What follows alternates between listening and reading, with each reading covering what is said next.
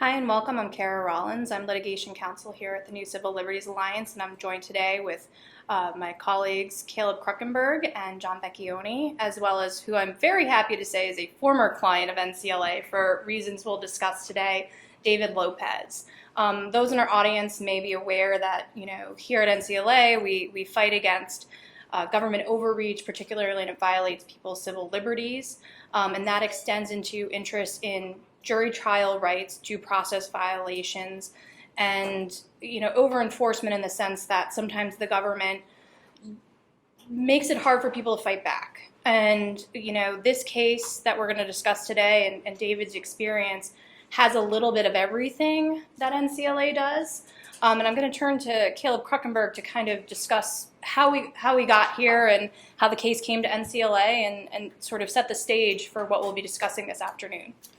Well, thank you, Kara, and thanks, David, for participating in this. When Kara said that, I'm very happy he's a former client. I've known David now for a few years because he first came to me in 2019, and he was the subject of an enforcement action brought by the Securities and Exchange Commission.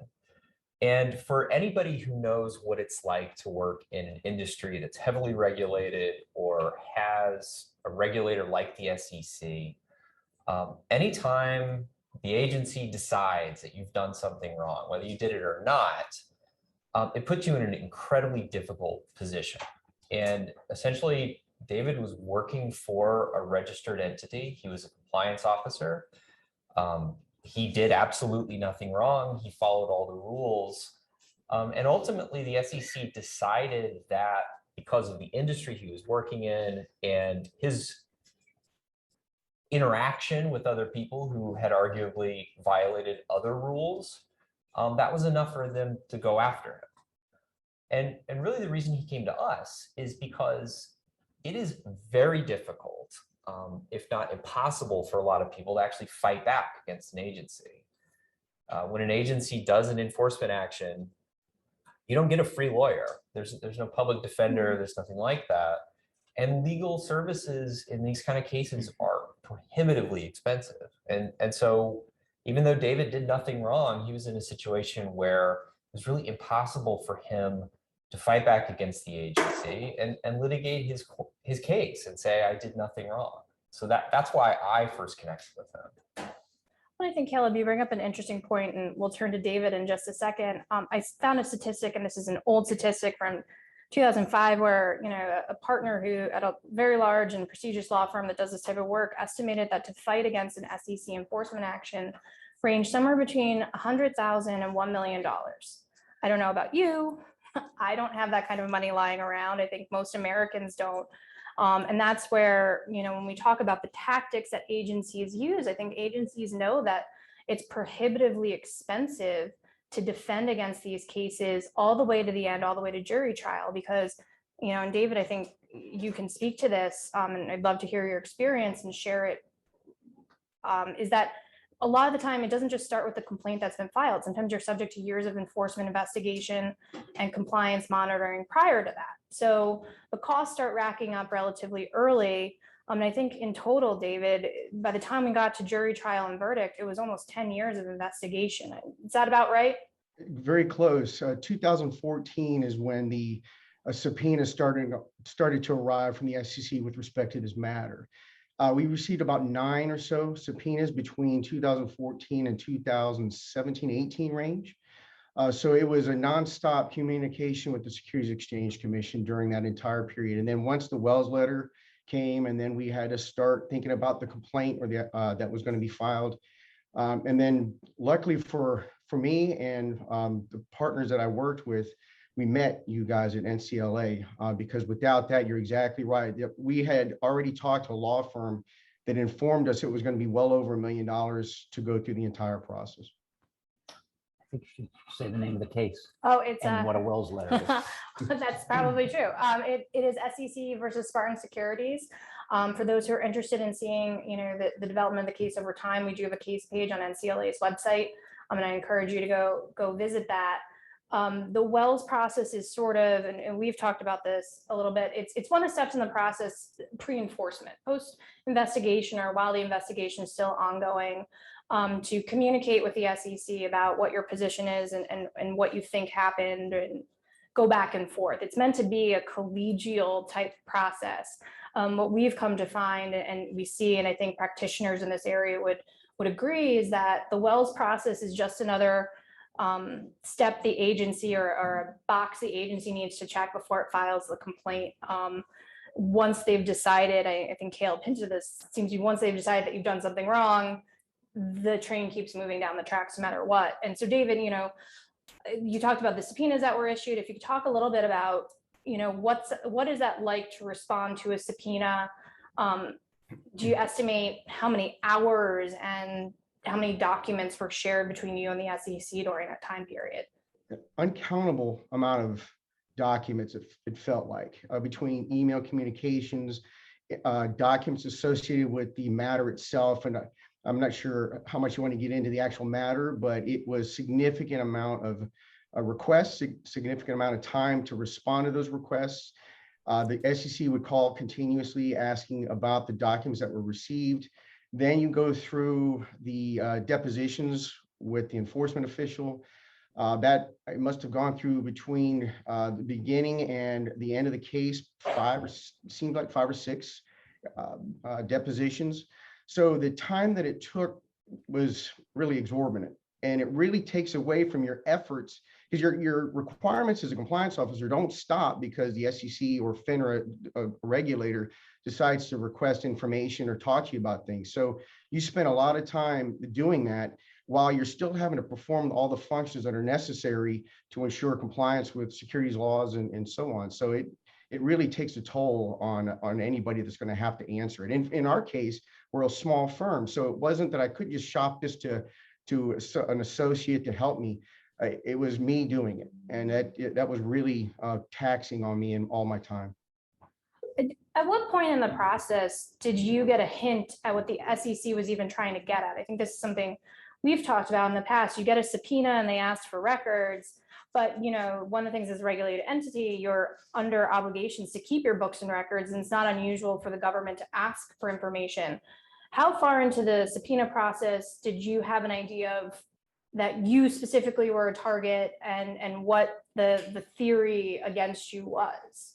Sure. So I'll back up for just a moment. The Securities and Exchange Commission, because we had two entities, a broker-dealer and a transfer agency. Both are regulated by the SEC, and the securities dealer is regulated by Finra as well. So during the course of that time, with all the issuer clients that as a transfer agency that you have, we're answering probably one subpoena per week. The SEC investigates nonstop everything that happens in the financial markets, all the issuers and so on that we would deal with. So not every subpoena was related to Spartan or Island. I would say 99% of them were associated with issuers and shareholders and officers of issuers that we worked with. So it took quite a lot of time before I realized that we were actually a target.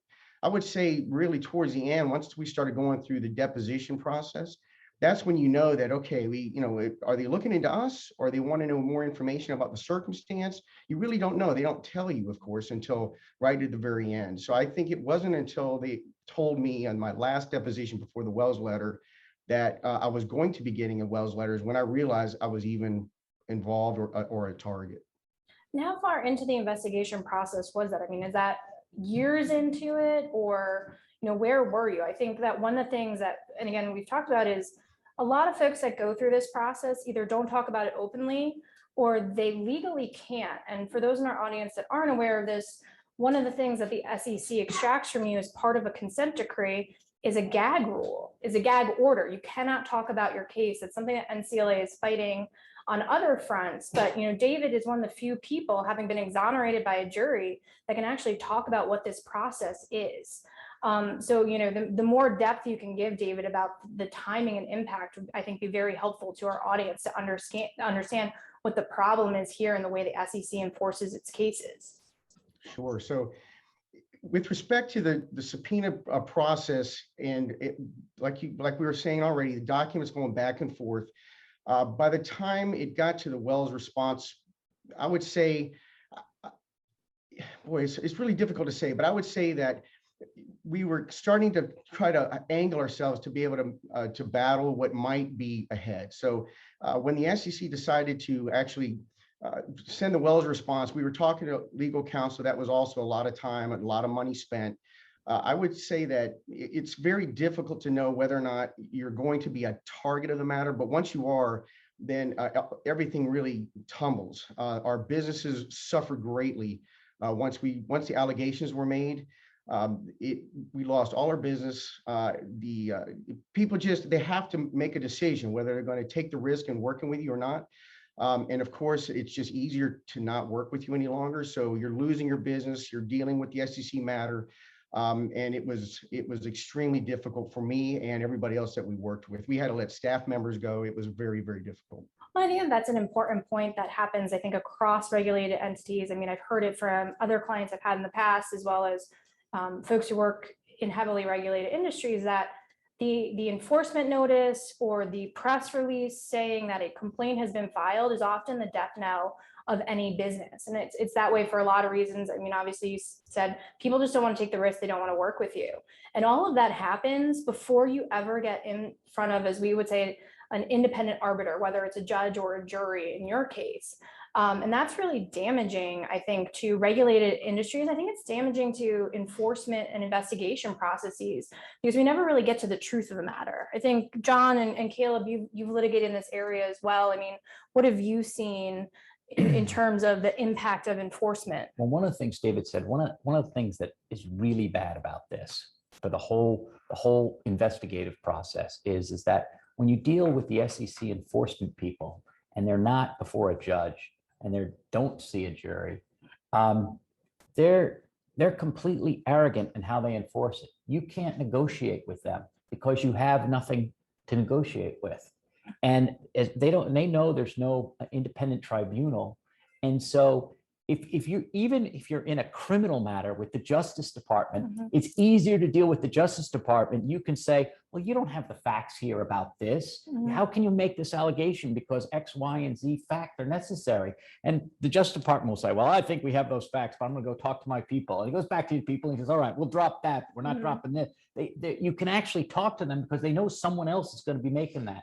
But here, if the SEC thinks that they are going to be able to investigate, make all the allegations, and have the person cave because they have no choice, there's not only access to justice, there's not even access to regulatory reasonableness. Yeah. And, you know, I sort of neglected to say this earlier, but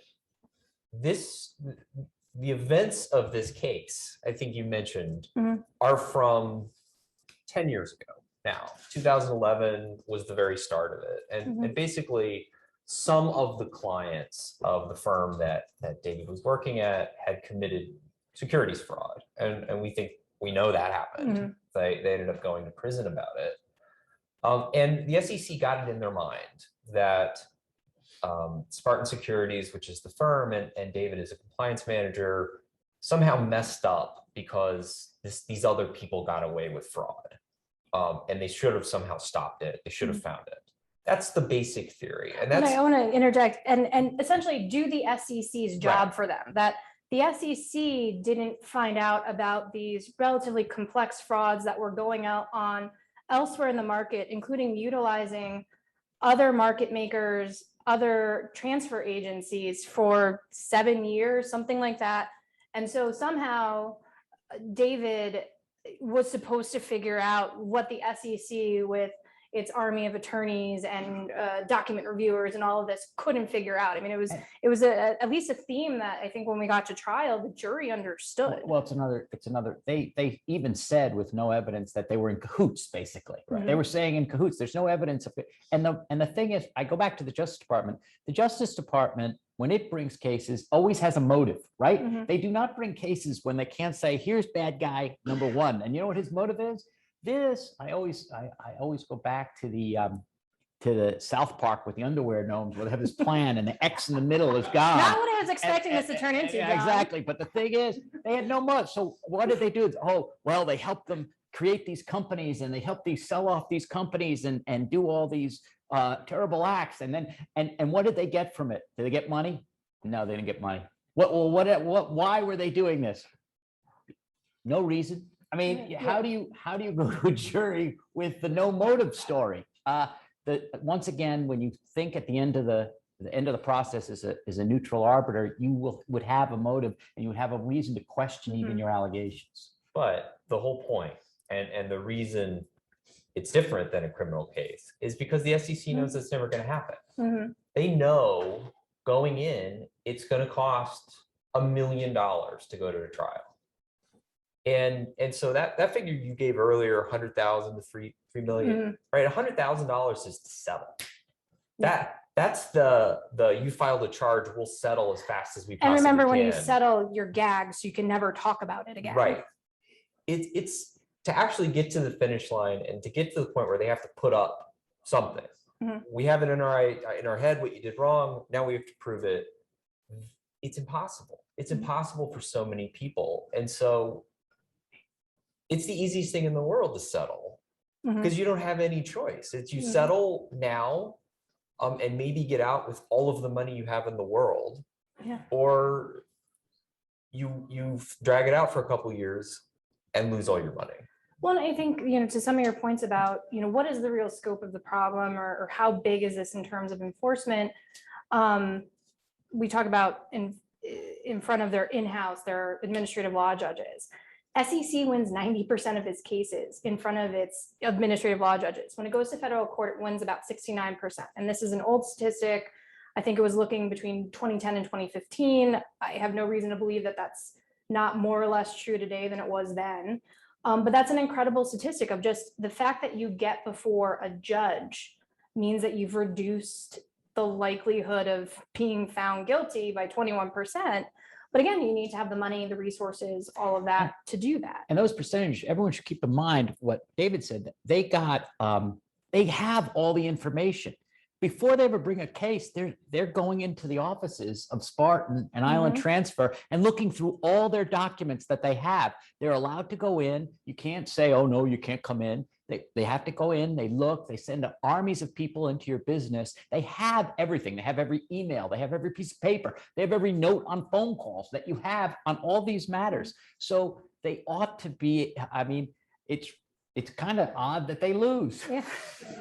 Well, and Dave, you can speak to this because it's something that, we came out at trial of during the time period in which it turns out that you and Spartan were and the other entities were under investigation, that the SEC had just happened to send in what are effectively auditors to look at your books and asked about several of the companies that were ultimately, fraudulent by these people in their own acts. So when John says they had the information, they literally had the information. In fact, they were in possession of more information because they also had everything that had ever gone to the SEC in relation to these companies that you guys just didn't have access to. So I'd love for you to talk about sort of the dual issue of what was it like when the SEC, and I believe Finra, which is a self-regulating entity within the financial markets, came in and they did these other independent reviews of you. I mean, what did that look like? Because that's sort of separate and independent of the enforcement action, but it certainly informed the SEC of what they had. And as we ultimately said, I think Caleb might have said in the closing, they had all the documents and they couldn't figure it out. It's one of those things. I was really disheartened by the process in its entirety. I wasn't aware of what I was facing, really. So you are correct. As a broker dealer, you get audited by Finra and SEC both. Finra used to come in because of the space we were in, that over-the-counter market making space, which they deem as a kind of a riskier side of things. Finra would come in once a year and do a full audit of everything, starting from the last time they were in. The SEC would come in, usually it's every 4 to 5 years, to audit both the broker-dealer and the transfer agency. All those times, Finra would find things, let's say, oats reporting or something to deal with market making, but they looked at the same files that the SEC brought as an action multiple times, both Finra and the SEC, to finding no fault or violations. And that was, so when this entire process took place, as you mentioned, They had these records for years, looking these things over. And when I went to the depositions, I was expecting it to be really kind of the equal scale, weigh the preponderance of the evidence. And if you explain to the SEC things that they clearly had very little clue about, the process of market making, the 211 process. And so you could tell they didn't have a good understanding of it. So I was expecting that if you explain things and you show them the evidence, they have the evidence in front of them, that they would say, okay, I get why this circumstance is what it is. I understand what you did and why you did it and how come the reason your procedures are what they are. That's really what I was expecting. However, what really took place, and I could tell during the depositions, is that they would have a document pulled out of other documents and say, well, this says, Fred, but what they don't say is that, what they don't show is the other things about how we were introduced to Fred, let's say. And so it appears they kind of take things out of context on purpose. And then they ask you about those things and try to get you to trip up in your communications with them solely for the point of bringing an action. They had decided well before the action or the allegations were ever made that they were bringing an action. There was no intent to learn anything or to decide right from wrong before they brought the action. And I've learned that over this process. It was never about determining a right or wrong, violations or not. It was meant to bring an action. That was their goal. They set out to do it, and they did it. It was really disheartening. And so, I mean, thinking about it, I believe you went through at least 2 depositions during the investigation process, plus, having to answer the subpoenas and also, do your regular day job. And I think, what you're explaining here is that the investigation is sort of a farce, right? They already decided what they want the outcome to be. And it's something that, I've scratched my head a couple of times since I started on this case 2 years ago in September of 2019 when I joined NCLA. And I've been scratching my head since the beginning of the why this case, why you? And, could you tell our audience, sort of having gone through the process, having gone through trial, why do you think you became a target? Sure. So my opinion is, I think there's 2 reasons. One, a compliance officer at a small firm is always a target. It's an easy person to blame because they're responsible for many things and they oversee the operations, they oversee the procedures. It's a very simple, easy, low-hanging fruit. I think that's one reason. At a large firm, the head compliance officer, the CCO of the firm, usually has X number of people underneath them that are also principals that have certain duties assigned to them. And so it's much more difficult to point at the sole compliance officer, the head compliance officer of a large firm. Small firms, you're, cook and bottle washer, right? So you are easy to blame for everything. The second thing is, it was my opinion based on the circumstances that there was an intent to put our firms out of business. For one, the space that we're dealing in. The regulators clearly have a target after the small company markets, over-the-counter markets, and the people that deal in them. It's been very evident since about 2005, 2006. That was their goal. So because I became a target when they decided to name myself and the other 2 principals, I think that even though I had very little to no involvement in any of the matter itself, the filings and so on that we had our case about, they knew that even if the other 2 lose in trial or end up settling with the Securities and Exchange Commission, the businesses would not have gone out of business or would not have been folded because I was able and capable with my licenses and experience to run the businesses without them. And I think that's the reason they named me in the action, because without me and the other 2 having been named, the businesses would have been out of business. And that was really their intent, in my view. I think you bring up an interesting point on the compliance angle. And I think, as litigators, we tend to see things through a different lens, but my understanding of the SEC's purpose and role is obviously to protect investors in the market, and they should be encouraging compliance. The idea that they're going after compliance officers, one, I think it discourages folks from going into what is really valuable work to help protect the American economy in companies. But it also raises questions about, what is the SEC's real intent here? Is compliance just not enough? I mean, that's sort of my takeaway. I don't know if you guys have any views on that.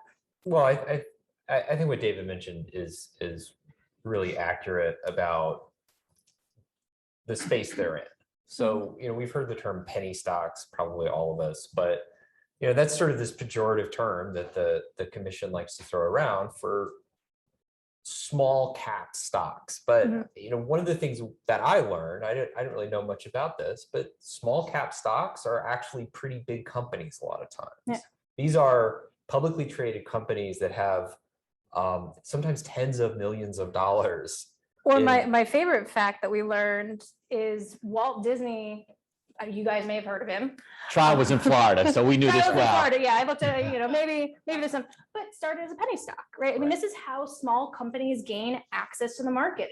Doing an IPO, is prohibitively expensive. I understand the way the tech sector is right now. It looks like anybody can become a unicorn, but that's not true. And penny stocks and going public in this fashion is the way small mom and pops can access capital and grow their business. Right. And I think the commission, right, the Securities and Exchange Commission has said, okay, fine. Penny stocks are important. They can operate. People can operate in this corner of the market. The Enforcement Bureau, though, has made a different decision. They said, you know what, we don't really care if the rules say you can do this, if the rules say and the law, if Congress says it's okay, if this is an important part of the economy, we don't care. We don't like this industry.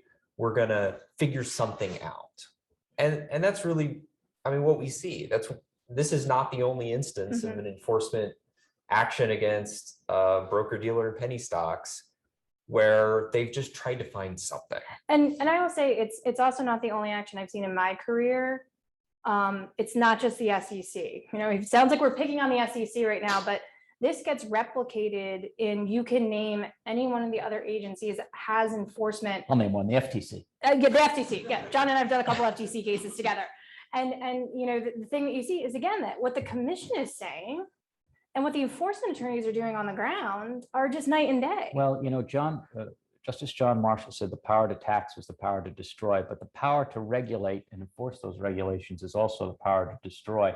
And that is the case in some of these regulatory bureaus, that the law says you can do it, you try to do it, they don't like it for some other reason. And since they don't like it, they bring enforcement actions until the burden becomes so heavy that you have to stop it. Not because anyone wrote a law or a regulation that you could read and say, don't do that, but because of how they enforce it. Well, and so in this case, we're sort of talking abstractly, but we can look at that. This is exactly what happened. There's a rule and this is the rule that they accused David of violating. There's a rule that says for broker dealers who want to list penny stocks on over-the-counter markets, they have to file an application with the Financial Industry Regulatory Authority, with Finra. And they have to give Finra certain information, and Finra has to approve it. Broker-dealer has a reasonable basis responsibility. And they just have to say, they have to gather certain information, have a reasonable basis to believe that it's true. This was a deliberate standard that the Securities and Exchange Commission adopted. They said, well, we're going to look at this, and we don't really think it's fair to make a broker-dealer guarantee this information. They don't have to do due diligence. This isn't a high bar. We're intentionally going to write it so it's an extremely low bar. It's just, you just have to have a reasonable something. And then that was what the rule said. And then the Enforcement Bureau didn't really like that. And the reasonable basis was previous S1 for our companies, was previous S1 filings before the SEC that the SEC had already approved. That we took it from the SEC's own documents. And the S1, for those who aren't aware, that's the sort of the initial filing paperwork. It lives on the Edgar system. It is, you can go on Edgar right now. You can pull down any publicly traded company, look at their S1. I think within reason there might be a time cap on that because some documents are too old, but it's all publicly available information submitted to the commission under penalty of perjury. I mean, these aren't just documents that people sign willy-nilly. I mean, they mean something, and the market should be able to rely on them. And I think, David, you can speak to that. You've talked about this. how many applications were you guys filing during that time? What did the market look like at the time the SEC was investigating? I think this is important because it actually shines a light on the direction the regulatory environment has taken. In 1999, this is SEC stats, by the way. In 1999, there was over 1,500 Form 211 applications filed. What a Form 211 application is to a market maker's request to quote a security that's not exchange listed. That's, pretty much kind of narrowing the definition, but that's what that means. There were 1,500 in 1999. In 2018, there was 100 US companies whose Form 211 application were filed. In 1999, there was 400 and some odd market makers in the over-the-counter space making markets in those non-exchange listed securities. In 2018, there were less than 100 making markets in those same type of securities. That is not because the rule changed. It didn't. The rule was effective, and the amended rule was effective that everybody has to rely on as a market maker in 1991. That hadn't changed until just recently in 2020, excuse me.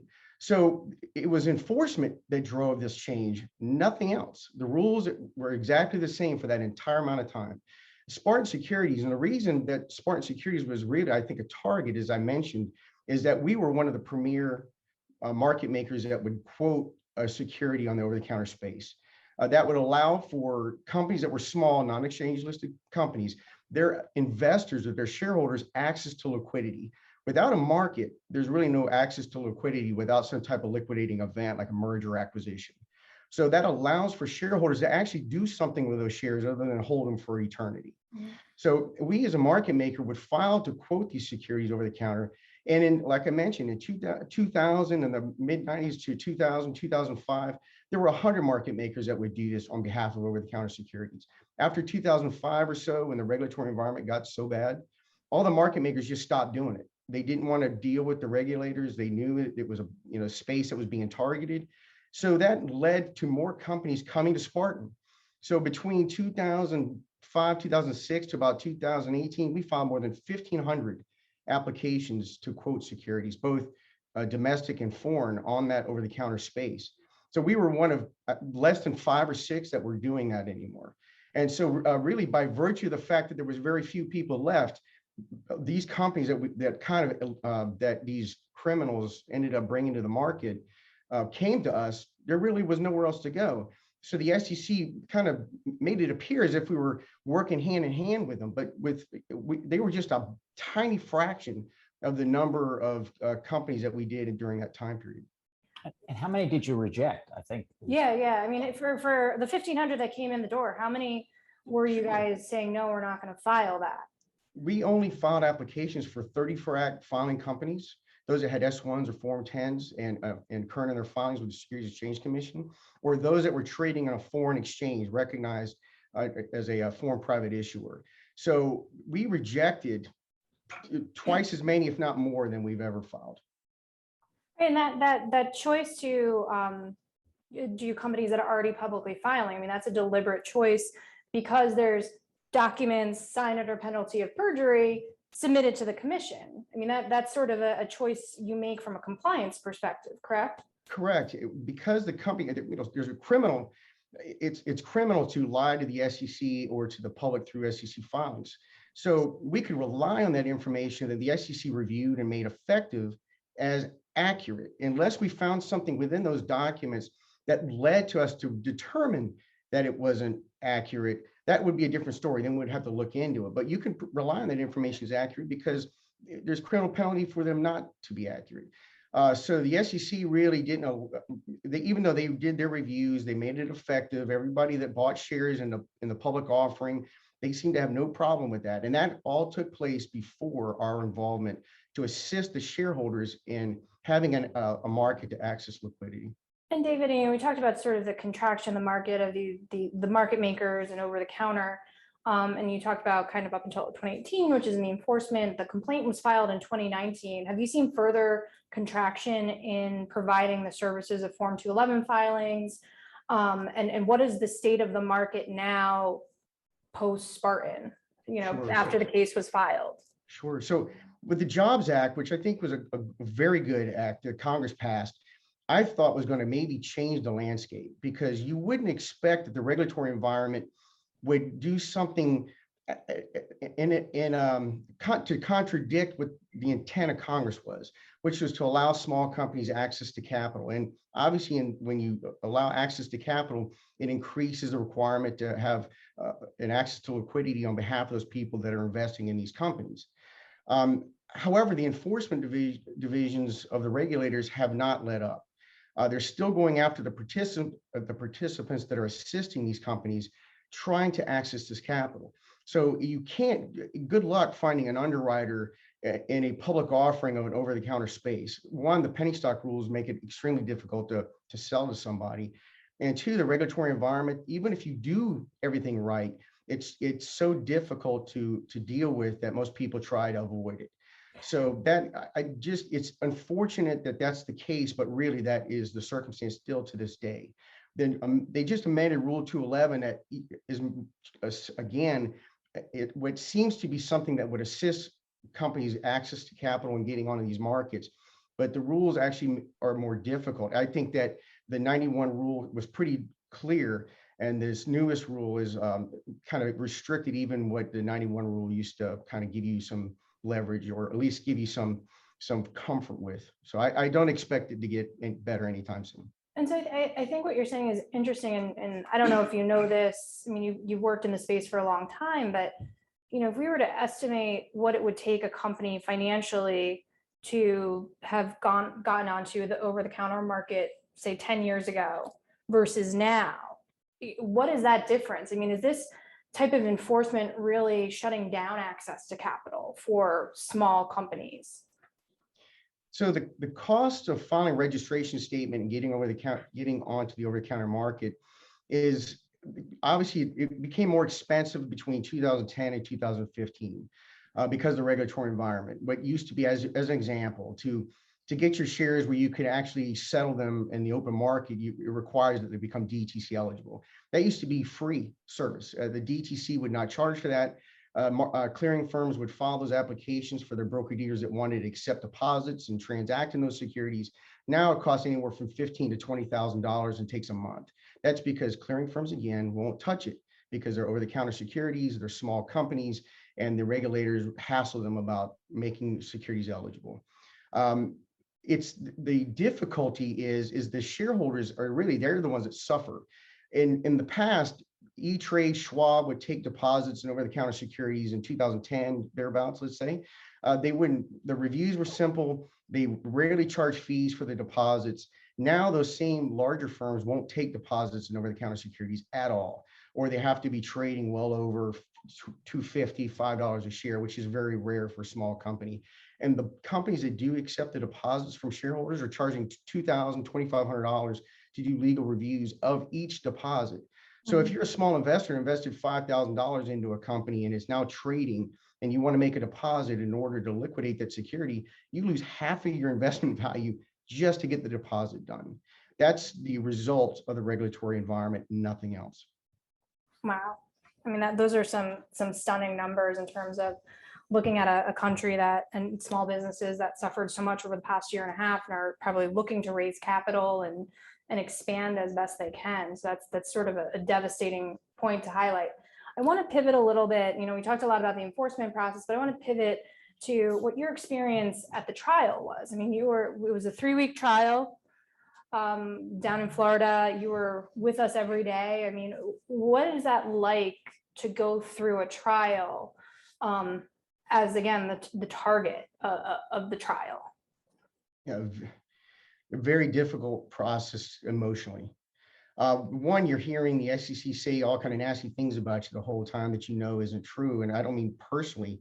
They're describing your efforts as lackadaisical, uncaring, or manipulative. That was extremely difficult when I spent 25 years in the industry prior to the allegations without any actions against me, taking the same role. And all of a sudden now I'm a crook, as the way they make it sound.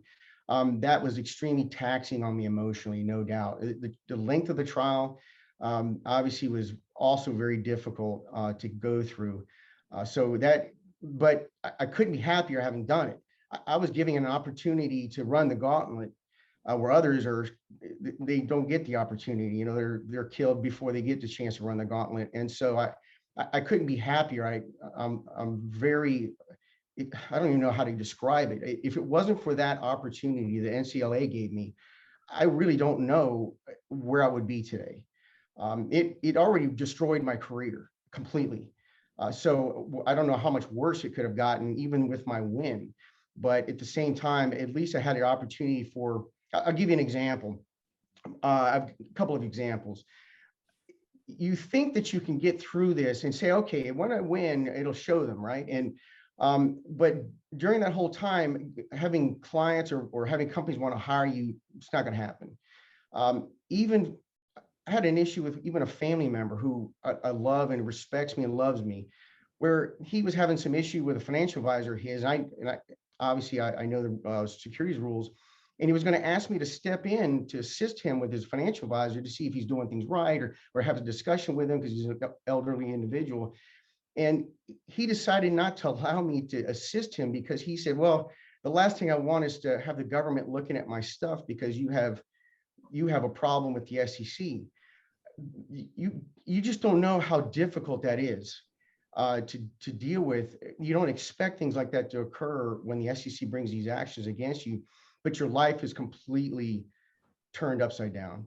And even I'm still shaking the dust off at this point. I haven't had enough time to, maybe over time things will get better.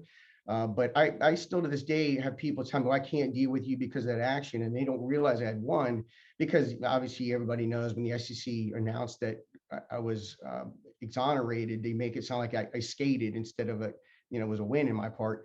And because of that, I have to continually send out the NCLA press release to these same people, let them know that, hey, there's another side of this story. And that whether that helps or not, I still don't know. Well, I think this brings up an interesting point, sort of about the optics of litigation and the one of the tools that the government uses when they file the complaint. They send out this press release, and David Lopez did all these terrible things. And I think the thing that was funny at trial, and we're still, with some of the other parties that were involved, we're still working through some issues, but David's count fully exonerated by the jury.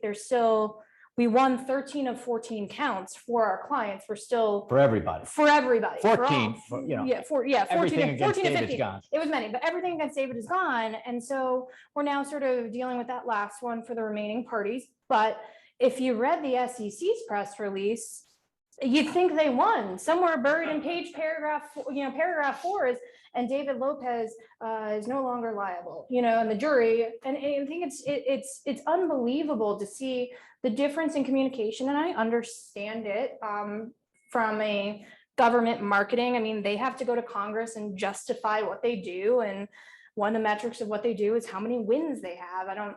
We can debate whether or not that's a valuable metric and whether or not that helps compliance in the industry. I would say it doesn't, just to be fully honest. But I do think that pushing back, even after you've won, is still an uphill battle, which is why I think it's so important that David is here telling his story and getting the opportunity to talk about what this all is, and that he was exonerated. And I want to talk to you a little bit, David. We talked somewhat about the trial, but what did it feel like for you, for those who weren't there? David was one of the last witnesses. He's one of the last fact witnesses to testify before the experts testified. What did it feel like for you when you finally got into the witness box and could look at the jury and tell your story? Other than speaking to you guys that were helping me with this case, it was the only time that I had the opportunity to tell somebody that didn't have an ulterior motive against me, my story. So the jury, having no understanding or knowledge about the circumstances until they saw this, or until this trial, I got to tell them my side of the story, in which conflicted clearly with the SEC side of the story. And that at least was that's what gave me hope that I had an opportunity here to be exonerated, because everybody else I spoke to at the SEC or Finra, or people that I had to work with as clients, There always that doubt, and the SEC clearly was just going to say whatever they needed to say to try to get them to win the case. So talking to them was like talking to a wall as far as my innocence goes. So that opportunity is something that unfortunately most people don't get. But if everybody had the chance to get there, I think the SEC would not bring half the cases they brought, if more, because really they're just getting easy wins because of the things that you guys already mentioned, the difficulties and expense in getting to where I got, or the ability that I had. And unfortunately, I wish more people had that opportunity, because I bet the SEC would bring less cases because their loss levels would skyrocket. I just want to add here about that, the SEC, given the impression that he skated, the standard of the standard that the court had was just preponderance of the evidence. It was just all they needed was 50% and one little feather of proof after all these documents and 10 years of researching and taking everybody on Earth's deposition. They had everything in their corner, and the jury looked at it and said, you got nothing after doing all this. So it's not like it's, beyond a reasonable doubt or there's some trick or anything. It's all on the facts. And it's something that we talk about. I mean, many of the counts that were here were fraud counts. And if you were a shareholder bringing a shareholder action, you're actually held to a different standard of evidence than the government. And it's a higher standard of evidence. So it's Clear and convincing. Clear and convincing. So if you're a shareholder and you're suing a company, you have to prove by clear and convincing. The government, with all of its resources in the world, only preponderance of the evidence. I mean, I think that that's also sort of a disparity in the enforcement mechanisms, because obviously Congress intended to permit shareholder suits to also help regulate the industry. So the idea that there's this difference in the standard, the evidentiary standard, is troubling too.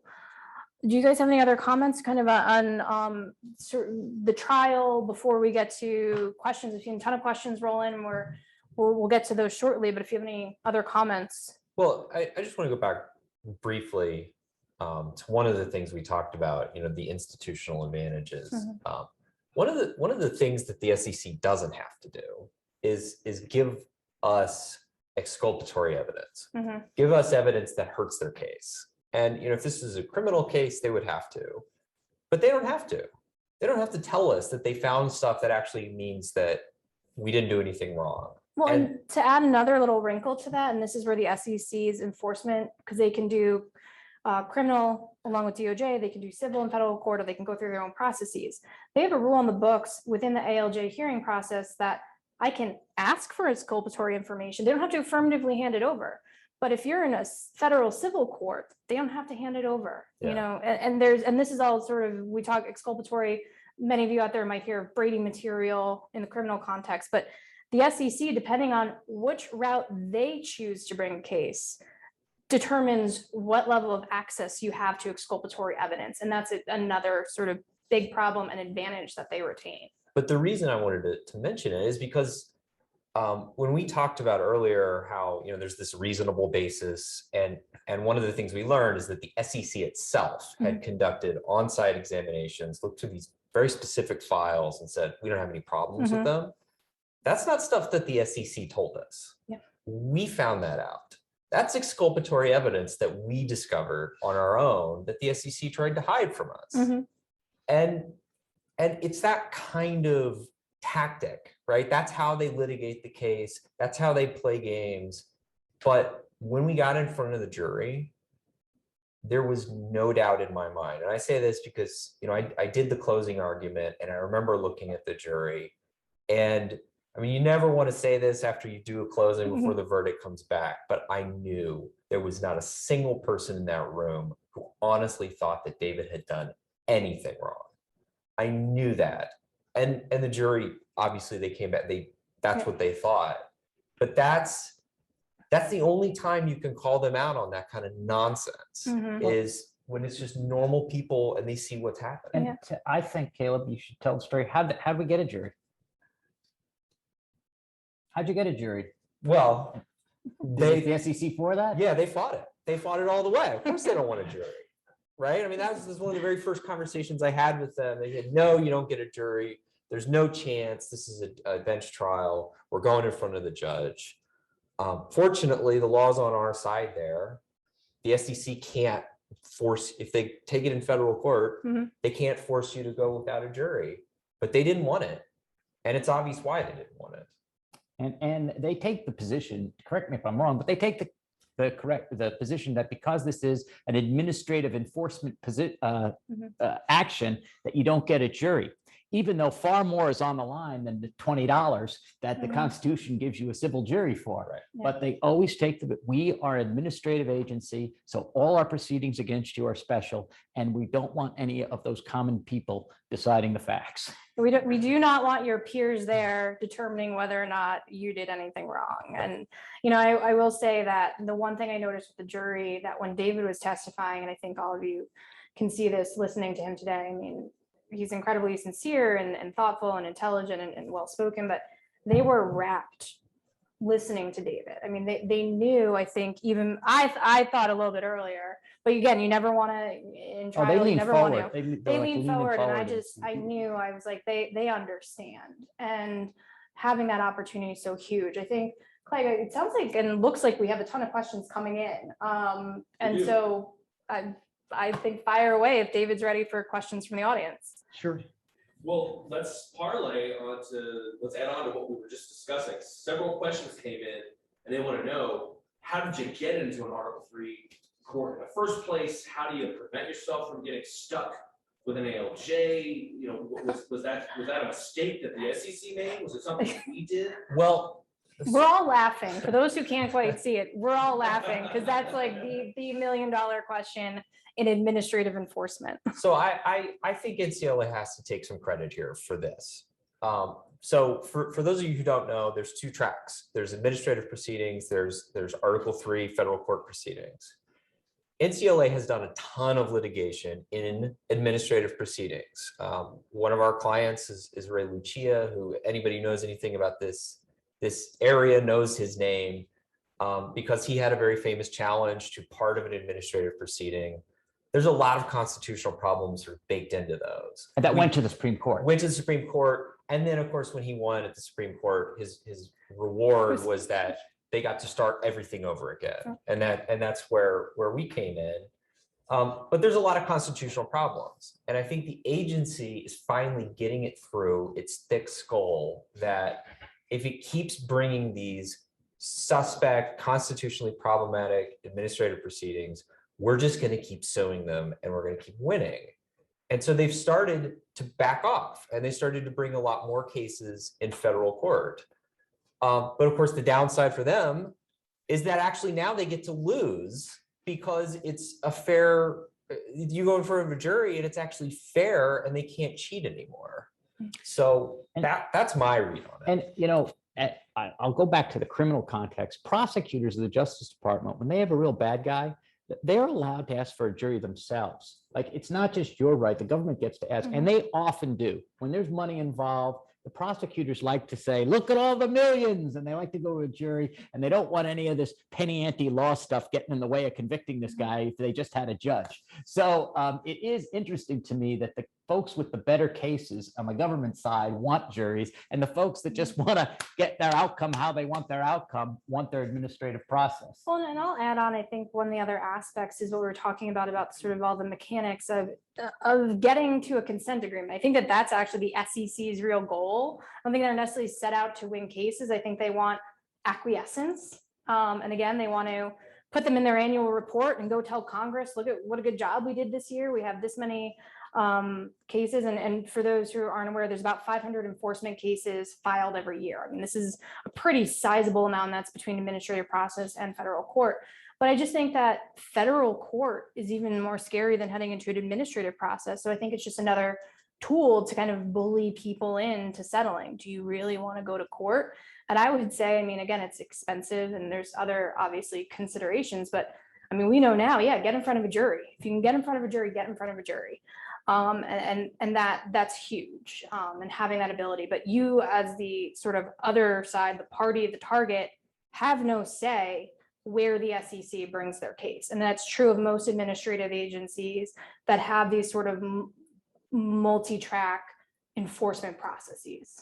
If I may say something about the bullying real fast, if I may, one of the things that I went through, or prior to the allegations being filed were after the Wells response. After the Wells letter, I wrote a Wells response asking them. I couldn't understand why I was being named in the action. So the SEC brought me down to the Miami office and to talk to me to try to help, I guess, teach me why I was going to be named.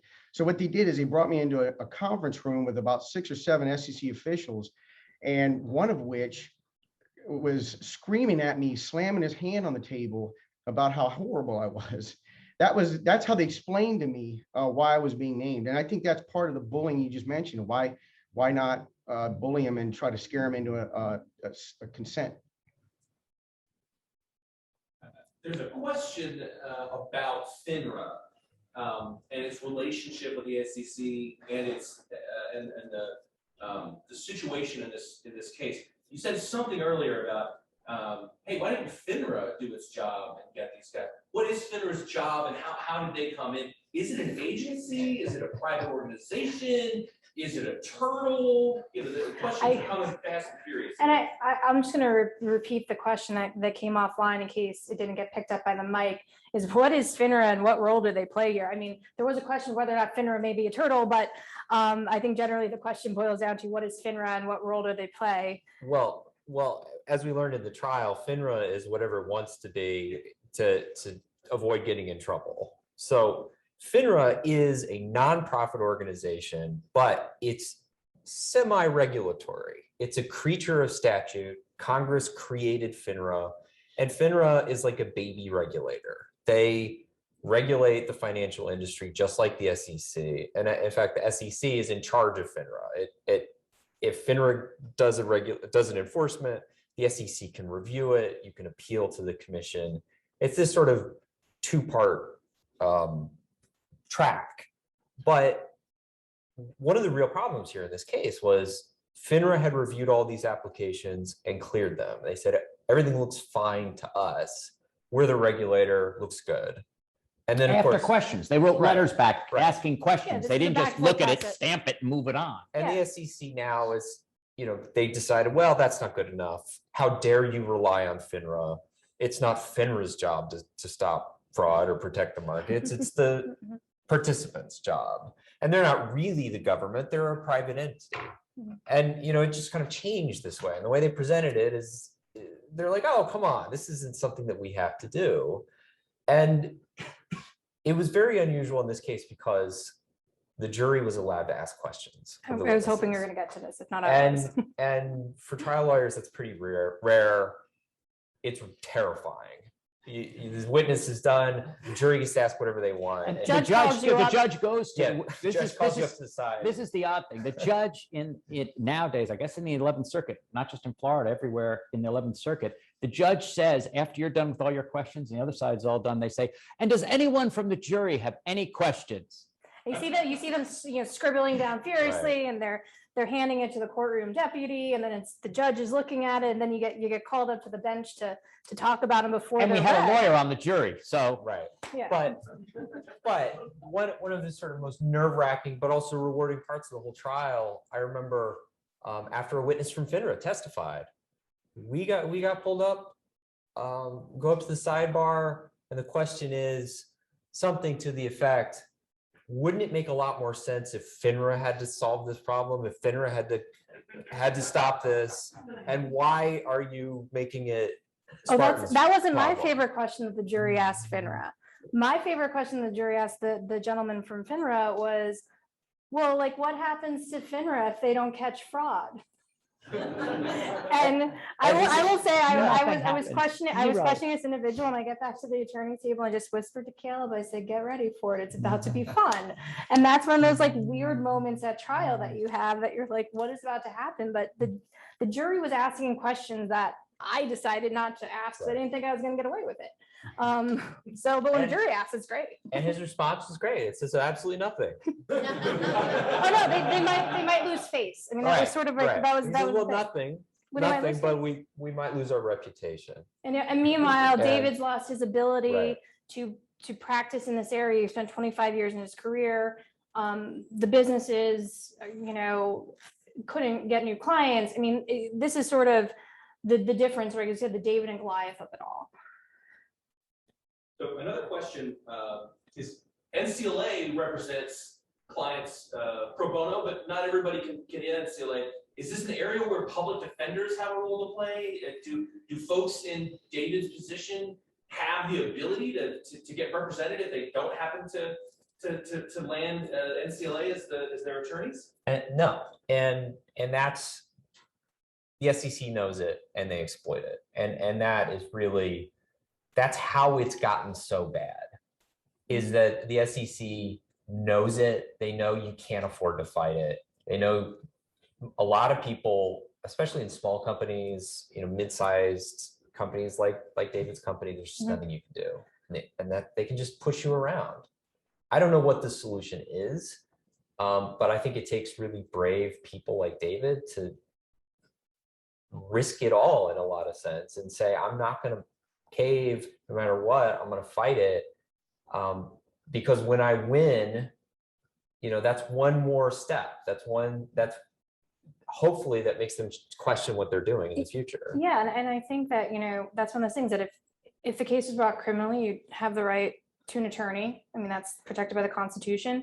But we talk about this at NCLA all the time. And again, it's not just the SEC, which is the scary part, is that they can come in, they can destroy your business, destroy your livelihood, take away your licenses, all these types of things without ever getting, as far as David did before a jury to vindicate him. And you don't have a right to an attorney, and it's prohibitively expensive for the most part. And, to talk again about numbers, I think in fiscal year 2020, the SEC took in over $1 billion in civil monetary penalties and over $3.5 billion in disgorgement. Now, that's not what they take in, it's certainly what they were awarded. There's another caveat. There was another case that went to the Supreme Court called Liu, which will be retracting the amount of money, or I think taking back some of the amount of disgorgement the SEC can take. They were taking money illegally, basically. Taking money illegally, yeah. It didn't have to prove that it was, sort of from bad acts. They could take anything and they could put outrageous numbers out there and take it all.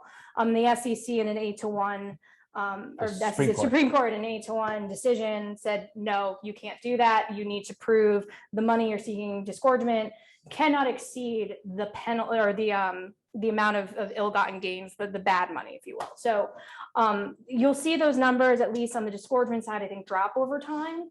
But I mean, this is $1 billion infusion of cash. I mean, again, they don't collect everything, but they collect a significant portion of it. And that creates perverse incentives, for sure. And I'll tell you one, just getting to a judge, never mind a jury, but just getting to the complaint part of this, when they're investigating you administratively, is very expensive if you have attorneys. Okay, it costs a lot of money. So let's say it's going to cost you $200,000 before they ever do a complaint, and they say settle for 100 and don't ever talk about this again. What are you going to do? Yeah, and I think that's one of the troubling aspects, and as Caleb and we've all talked about, the SEC knows that. Yeah. Well, I think you have to have a combination of the financial wherewithal or in this case, pro bono counsel, but you also have to be really tough and gutsy because and have good facts. Well, but no, I mean, some of the most important cases in the securities area of law have Mark Cuban's name on them, as in he's the other side of the SEC on the other side of the verses, because he's got money and he's also got guts. Used to be in the Shark Tank, right? Right, yeah. but you gotta put something on the line, and it's the hardest thing in the world when David did nothing wrong. We all know that, and it was the hardest thing in the world for him to go for it, go in front of the jury, trust the jury, trust that the jury process is going to work, and he can tell his story, and so it's bravery on his part too, and it's. And I think for things to change, it has to be people like David. They have to be willing to just put it out there and fight back. Well, we've got several questions, more than half a dozen, about David and about his situation. So I'll try to distill them. First of all, David, there are people who are absolutely on your side, and they want you to think about getting some PTSD counseling. And because you've been through something difficult, can you tell us a little bit about how you were able to get through this, and what are you gonna, if you want to share, the folks at home are interested to know, what are you gonna do now that the SEC's ruined your career? Yeah, that's a very good question, actually. And I really didn't have a choice but to get through it, to be honest with you. I certainly didn't want to go through this, but once your reputation is ruined, what else do you have? So I don't mind that the fact that my career is over. Well, of course I mind, but I can get past that. But your reputation is really super important, right? So that's really what they destroyed. That's really what caused me to want to go through this process. But again, I would have had no opportunity to do that without NCLA, and I can't. Thanks would be an understatement for me to give NCLA and everything they did for me. Now, what am I going to do with my career? So now I still work with another transfer agency, but on the business development side. I'm kind of, unfortunately for me, I still have all my contacts that I have and the people that are still willing and able to work with me. And I got to be honest with you, my name's David Lopez. You Google David Lopez and see if you can find my SEC allegation, right? It's near impossible. So the people that don't know about me are still willing to work with me. And I have no qualms about explaining my situation that I went through. But I'm still trying to work at business development, trying to use my contacts to do that. But the financial industry, I got to tell you, it's like spoiled milk to me now. I really feel that the Securities and Exchange Commission is out to destroy the small company sector. I think it's been more than evident with things I've witnessed, not just about my own circumstances, but things I've witnessed going through since, again, about the early 2000s. And that really bothers me. And I wish there was something I could do to help change that. And if it means me telling a story, going around with NCLA to try to explain this to other people or to give them hope, that say, hey, there is some options, though extremely limited. I didn't have the money to fight on my own. I didn't. I'm not Mark Cuban. So it was it's just purely by the grace of God that I got by this. But I really hope that I can move past it. The PTSD counseling sounds like a good idea. I might try that. But I think that I'll be okay as time goes on. I just hope that there's something that can be done to keep other people from going through this hell that I went through. And so again, David, we're happy to represent you. We're happy that you're here telling your story. And thank you for having the wherewithal to do it. I sincerely appreciate that. Honestly, I can't thank you guys enough. All right. And again, thank you to our audience for joining us. And this has been Lunch and Law with NCLA.